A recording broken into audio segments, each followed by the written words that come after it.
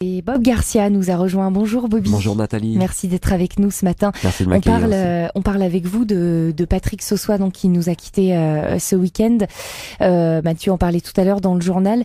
Vous l'avez connu, vous, Patrick Sossois? Je l'ai très bien connu. Il se trouve qu'on œuvrait à une époque aux mêmes endroits, effectivement dans une rue qui s'appelle la rue Saint-Benoît, où il y avait dans les années plein de clubs de jazz. 90, plein de clubs de jazz qui commençaient par le Montana, puis en face le Bilboquet, puis un petit peu plus loin le Latitude Jazz Club, etc. Et comme le disait Roman tout à l'heure, eh bien effectivement Patrick, il n'y avait pas de fin pour lui. Donc tant qu'il y avait de la musique quelque part, il y avait Patrick, il était là et il continuait à jouer avec tout le monde, du meilleur au plus mauvais musicien dont je faisais partie, je le revendique.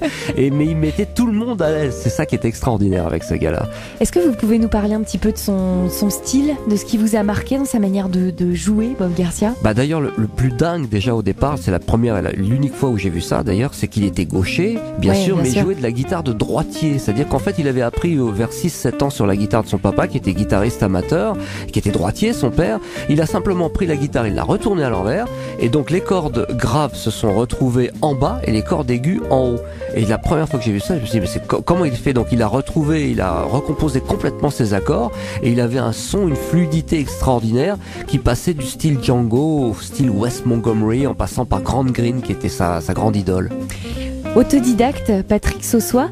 Alors, on a tendance quand même à le lier à Django Reinhardt. C'est vrai qu'il était fou de la musique de Django. Il a commencé par Django Reinhardt chez son père, il a découvert un disque de Django, bien entendu il est tombé amoureux de cette musique-là, mais sa vraie école, parce qu'il n'a pas fait d'études, il était totalement autodidacte, son école c'est celle des clubs de jazz, où il allait écouter des gens comme Montagne et d'autres, qui sont aujourd'hui un petit peu tombés en désuétude. Il les a écoutés pendant des heures, des journées, le soir il rentrait chez lui, reproduisait avec sa guitare à l'envers les chorus qu'il avait entendus, et donc il est passé du style de Django Reinhardt qu'il a imprégné au départ, évidemment, à des styles, il était très curieux de tout, à des styles un petit peu plus modernes, plus électriques, Wes Montgomery et comme je vous le disais, Grant Green tout à l'heure. Eh ben, vous nous avez amené un disque qui illustre très très bien vos propos.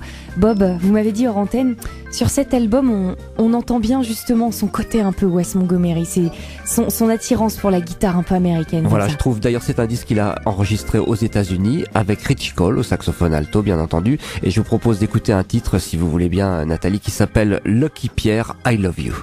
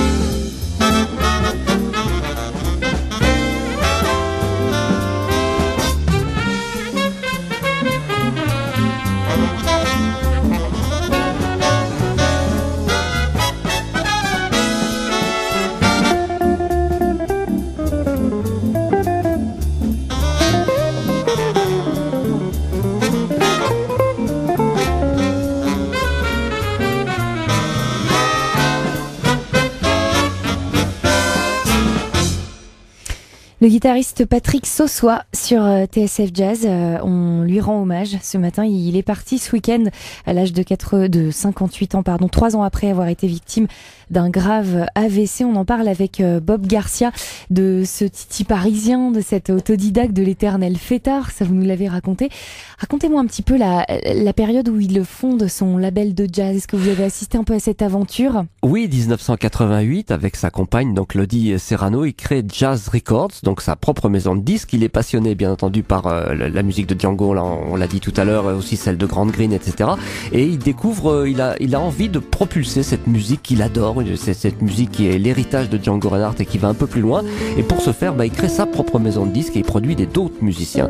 Et il y a beaucoup de musiciens que j'ai eu hier, ça n'a pas arrêté, hein. Le téléphone a sonné toute la journée, j'ai eu plein d'amis communs qui ont parlé avec moi, dont la violoniste Aurore Voilquet, que vous connaissez bien aussi, et qui me disait, sans ce type de personnage et sans ce type de maison de disques, on serait probablement pas là aujourd'hui.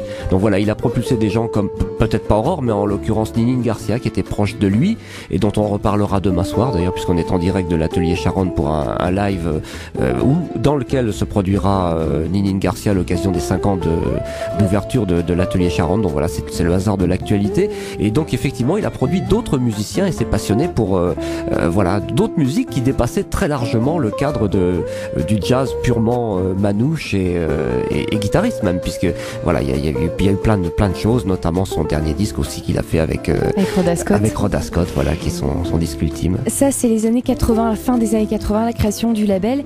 Dans les années 90, il monte un groupe, Alma Sinti. Alors, Alma Sinti, c'est 96, je crois, non? Ouais, je crois que c'est ça. C'est ça, avec lequel... Milieu des années 90, ouais. Voilà, peut-être quelque chose comme ça, oui. Donc, avec lequel, effectivement, il va enregistrer 5 albums. Alma Sinti, c'est un petit peu une référence au Sinti, vous savez, une population tzigane qui est germanophone et qui a été persécutée pendant la guerre. Et donc, il rendait hommage d'une certaine manière dans ce titre avec Alma Sinti.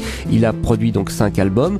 Hier encore au téléphone, le pianiste Laurent Epstein, avec qui il a beaucoup joué, me rappelait à juste titre que c'est un excellent compositeur aussi. Il était évidemment interprète formidable, mais aussi compositeur. Il a gravé des tas de thèmes extraordinaires. Et il y en a un notamment, je sais pas si ça reflète un petit peu son état d'esprit. Et c'était un farceur, un gars facétieux qu'on adorait, avec qui on adorait parler parce qu'il avait tout le temps des tas de vannes à nous raconter. C'était un bon vivant, on peut le dire, effectivement. Un soir, il a connu une petite dérive en voiture, voilà, on va dire, qu'il s'est un petit peu planté ou je ne sais quoi. Je me rappelle plus le détail exact de l'histoire, mais en tout cas, il s'est fait choper par la police dans un état d'ébriété avancé. Peut-être que ses collègues qui étaient avec lui aussi étaient un peu dans le même état, et on leur demande de se présenter le lendemain au commissariat. Et la personne qui s'est présentée au commissariat est un ami de Patrick Sossois, aveugle, qui est rentré dans le commissariat avec sa canne blanche et qui a dit: je m'excuse, il n'y est absolument pour rien, en fait c'est moi qui conduisais, je sais, j'aurais pas dû, vraiment, j'ai tort d'avoir fait ça, voilà. C'était le genre de gag qui pouvait sortir Patrick. Et il en a créé donc un morceau qui s'appelle Nano et qui figure sur son album. C'est je sais plus combien c'est le 5e, je crois, qui s'appelle Nuit de Paris. On peut écouter ça, Nano.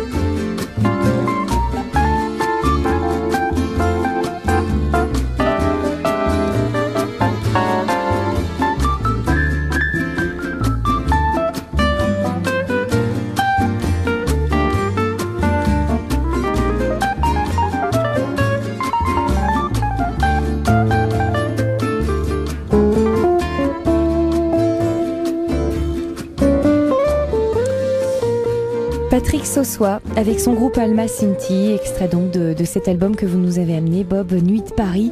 C'était le morceau Nano, Patrick Sossois qui nous a quittés donc ce week-end à 58 ans. Merci Bob d'être venu nous en parler. C'était la moindre des choses, c'était un vrai bon copain, le vrai bon copain des musiciens. Si on doit garder quelque chose de lui, c'est une image positive, une image d'un mec rayonnant, ouvert, humain. Il s'intéressait à tout le monde, il parlait de tout. Et quelqu'un me disait tout à l'heure, je crois que c'est Aurore Voilquet justement qui me disait hier, vous le connaissiez depuis 5 minutes et vous aviez l'impression de le connaître depuis 10 ans. Voilà, c'était le gars convivial par excellence, avec cette gouaille, cette gouaille de titi parisien qu'il a eu jusqu'au bout. Et Patrick Artero me disait encore hier au téléphone, il est en tournée en Allemagne en ce moment, Patrick, et on parlait de lui et des derniers moments parce qu'il l'a accompagné pratiquement jusqu'au bout. Il allait le voir très régulièrement. Beaucoup de musiciens l'ont rencontré à la clinique, et Patrick me dit qu'il blaguait encore avec lui. Il lui racontait des blagues, et Patrick ce soir riait de ses blagues malgré son AVC. Donc voilà, c'était un gars humain, et si on doit garder une image de lui, c'est une image lumineuse. Sa sœur Sylvie, que j'ai eu aussi au téléphone, me disait bon, il sera enterré donc mercredi après-midi à 14h au cimetière de Montrouge, sa ville, et elle souhaite que ce soit effectivement un départ en musique, un départ en gaieté. Voilà, qu'on garde cette image lumineuse de ce garçon. Bon vent, Patrick. 8h23, on poursuit en musique sur TSF Jazz, qu'il écoutait beaucoup. TSF à l'hôpital, on poursuit avec Buddy Rich et Cathy Rich. Merci Bob. Merci.